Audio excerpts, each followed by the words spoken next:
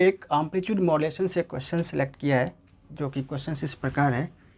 N AM wave represented by x of t is equals to 10 into 1 plus 0.4 m of t into cos omega c t. ये x of t ये क्या है? ये modulation amplitude modulation का equations दिया हुआ है। ये क्या है? SAMT दिया हुआ है, जो कि x ऑफ t से यहाँ पे रिप्रेजेंट किया गया है। आगे बोल रहा है ये मैसेज सिग्नल्स के बारे में। When m of t is defined by density functions f of z is equals to e to the power minus mod of z, ये दिया हुआ है। यहाँ पे गौर करने की बात ये है कि m of t साइनोसॉइडल या रेक्टेंगुलर या फिर रेक्टेंगुलर पल्स या ट्रेंगुलर पल्स के फॉर्म में नहीं दिया हुआ है। यहाँ पे ये एक्सपोनेंशियल के फॉर्म में दिया हुआ है, एक्सपोनेंशियल के फॉर्म में दिया हुआ है। और आगे बोला जा रहा है कि the transmission efficiency of the above AM wave is. Generally exams में क्या करते हैं, फर्स्ट लाइन पढ़ते हैं x ऑफ t ये दिया हुआ है एम्पलीट्यूड मॉड्यूलेशन का सिग्नल्स, और मुझे बोला जा रहा है कि find the efficiency of this AM wave signal. यहाँ पे मुझे एफिशिएंसी फाइंड आउट करना है, तो हम लिखते हैं efficiency is equals to mu square 2 plus mu square. ये यहाँ पे फाइंड आउट करते हैं और हम स्टैंडर्ड इक्वेशंस लिखते हैं। SAMT is equals to AC 1 plus KA m of t into cos omega c t. ये हमारा एम्पलीट्यूड मॉड्यूलेशंस का स्टैंडर्ड इक्वेशंस है। अभी इक्वेशंस 1 और A को कंपेयर करते हैं, तो ये हमारा KA m ऑफ t का ये वैल्यू दिया हुआ है और मुझे फाइंड आउट करना है म्यू की वैल्यू, मॉड्यूलेशन इंडेक्स की वैल्यू। तो मॉड्यूलेशन इंडेक्स म्यू की फार्मूला होती है module KA into m of t का मैक्सिमम वैल्यू।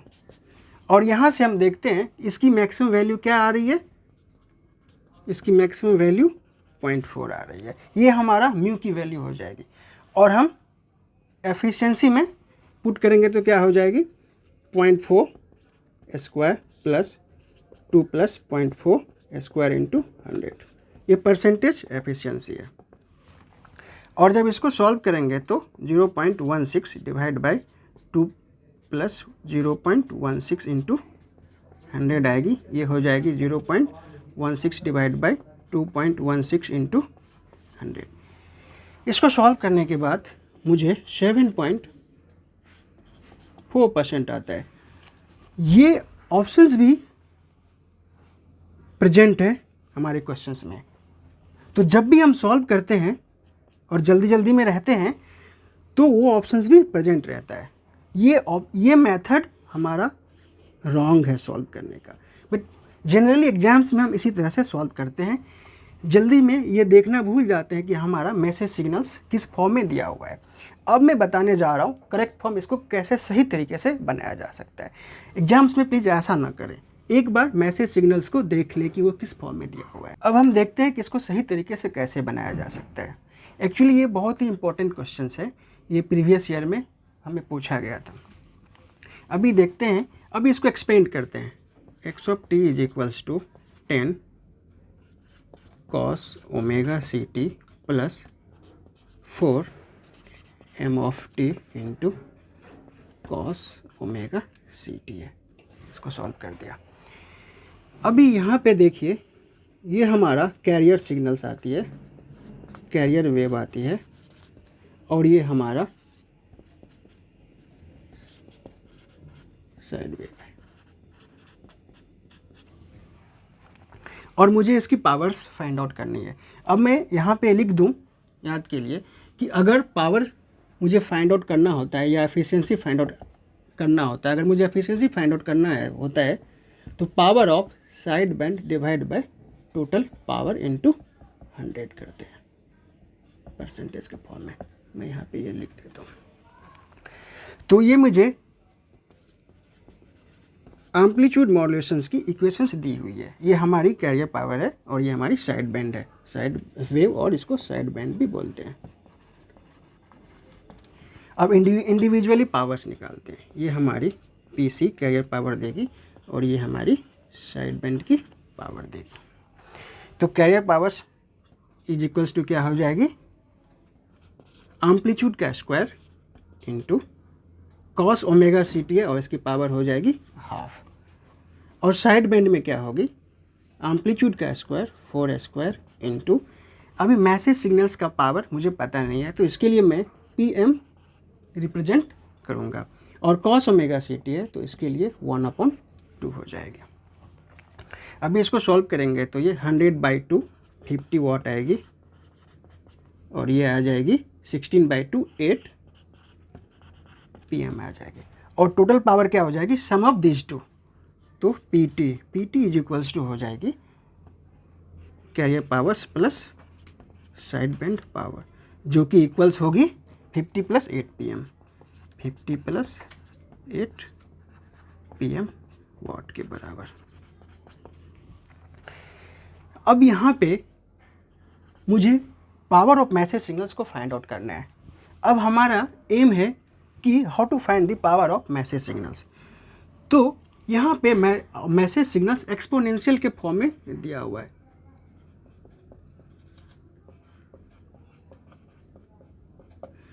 बट डायरेक्टली तो हम यहाँ फाइंड आउट नहीं कर सकते, मुझे रैंडम वेरिएबल्स अप्लाई करने होंगे।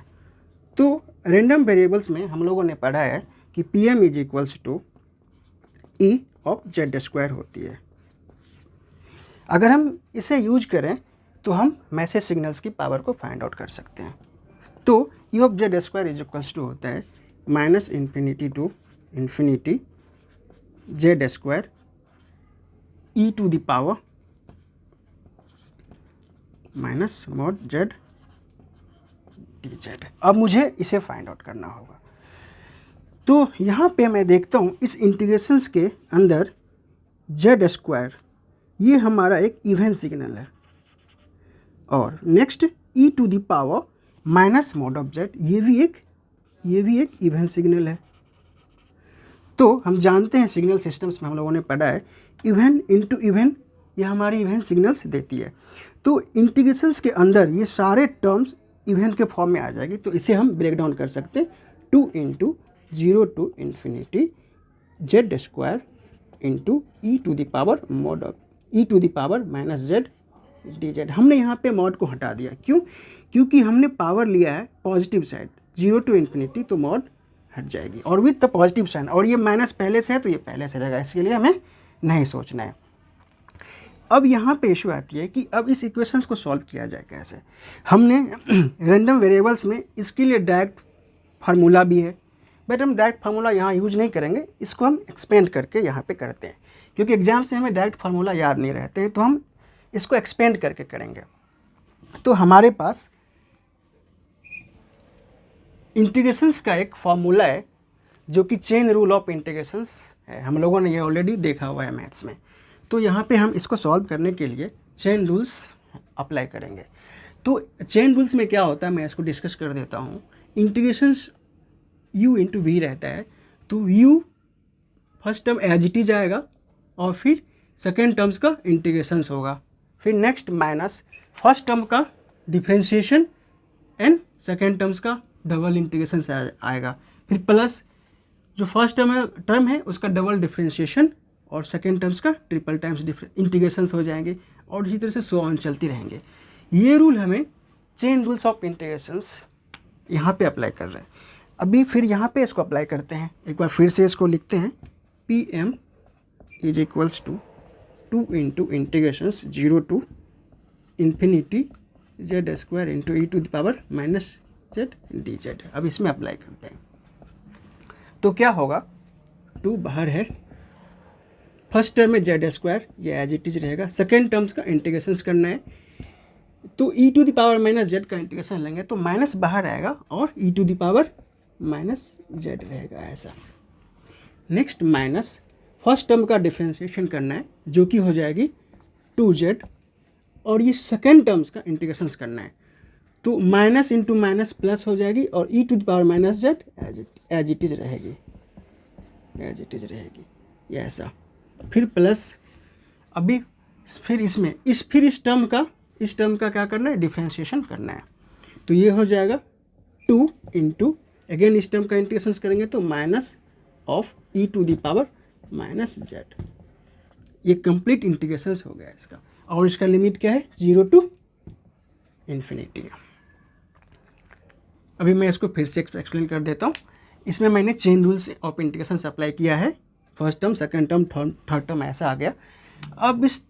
अब इसमें देखते हैं कि e to the power minus z, e to the power minus z and e to the power minus z common है विद द माइनस साइंस, तो यहाँ पे मैं बाहर कर लेता हूँ, -2 आ जाएगा।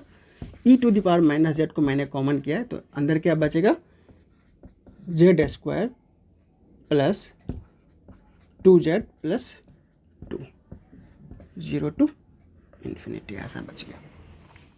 अब यहाँ पे लिमिट की वैल्यू पुट करते हैं, तो हम यहाँ पे देखते हैं कि अगर मैं पहले इन्फिनिटी पुट करता हूँ z की जगह पे, तो e to the power minus infinity आएगी। तो e to the power minus infinity 1/e to the power infinity is equals to 1/इन्फिनिटी, जो कि हमें 0 देगी। ऐसा हम लोगों ने मैथ्स में पढ़ा है लिमिट में। और e टू द पावर अगर 0 होती है तो इसकी वैल्यू 1 होती है, ये हम लोगों ने पढ़ा है। अभी इसमें पुट करते हैं -2 इंटू, इसकी वैल्यू हो जाएगी जब हम इन्फिनिटी पुट करेंगे तो 0 इंटू इन्फिनिटी स्क्वायर क्या हो जाएगी infinity plus 2 into infinity, infinity plus 2 minus e to the power 0 1 bracket 0 square 0 plus 2 into 0 0 plus 2, ऐसा आ गया सॉल्व करने के बाद। अब इसको फिर सॉल्व करते हैं, ये 0 इंटू ये होल टर्म है, तो 0 मल्टीप्लाई विथ समथिंग, तो ये क्या हो जाएगा, इसकी वैल्यू हो जाएगी 0, और इसकी वैल्यू हो जाएगी -1 इंटू 2 -2, तो मुझे क्या मिला -2 इंटू -2 ऐसा मिला, और इसकी वैल्यू हो जाएगी 4, और ये 4 किसकी वैल्यू हो गई, ये 4 हो गई पावर ऑफ मैसेज सिग्नल्स, तो 4 वाट हो गई। अभी हम लोगों ने पावर ऑफ मैसेज सिग्नल्स निकाल लिया, जो कि मुझे यहाँ पे रिक्वायरमेंट थी, एफिशिएंसी निकालने में रिक्वायरमेंट थी। तो अगर हम अब फिर से यहाँ पे मैं लिखता हूँ, मैं power signals message power signals कितना 4 वाट है, और टोटल साइड बैंड पावर निकालते हैं। अब साइड बैंड पावर निकालते हैं तो 8 PM है, 8 PM 8 इंटू 4 जो कि 32 वाट्स आती है। ये साइड बैंड है, इसमें 2 साइड बैंड आती है, कौन कौन सी आती है, लोअर साइड बैंड और अपर साइड बैंड, दोनों इक्वल्स होती है, और ये इसको हाफ करेंगे तो ये 16 वाट आ जाएगी, और ये भी 16 वाट आ जाएगी, और इसी दोनों की सम जो कि हमें 32 वाट्स देती है। ये कॉन्सेप्ट के लिए एग्जाम्स में ऐसे भी पूछा जा सकता है कि find the lower side band and find the upper side band of this amplitude modulation signals. अगर इंडिविजुअली पूछेगा तो यहाँ से हम अपर साइड बैंड और लोअर साइड बैंड की वैल्यू भी दे सकते हैं, बट ये यहाँ पे हमें रिक्वायरमेंट नहीं है। मैंने बता दिया कि नेक्स्ट टाइम्स अगर एग्जाम्स में आते हैं तो अपर साइड बैंड और लोअर साइड बैंड की वैल्यू भी हम इंडिविजुअली प्रोवाइड कर सकते हैं। अब मैं टोटल पावर फाइंड आउट करता हूँ, तो टोटल पावर क्या थी, carrier powers plus sideband की पावर 50 प्लस 8 PM, 8 PM की वैल्यू 32 है, 50 प्लस 32 जो कि 82 वाट्स आ गई। अब हम एफिशिएंसी निकालते हैं, परसेंटेज ऑफ एफिशिएंसी, जो कि हमारे क्वेश्चंस में रिक्वायरमेंट है। परसेंटेज ऑफ एफिशिएंसी हो जाएगी total side band power divide by total power. Side band power कितनी है, साइड बैंड पावर मुझे मिल गई है 32 डिवाइड बाय टोटल पावर है 82। यहाँ पे मैंने मल्टीप्लाई 100 लिखना भूल गया, यहाँ पे 100 लिखने, क्योंकि मुझे परसेंटेज की फॉर्म में फाइंड आउट करना है। तो गिविंग दिस मुझे कितना मिलेगा, it will come around 39% modulation efficiency. तो परसेंटेज मॉड्यूलेशन एफिशिएंसी इज 39%, जो कि ऑप्शंस सी करेक्ट, ये रॉन्ग है। Thank you.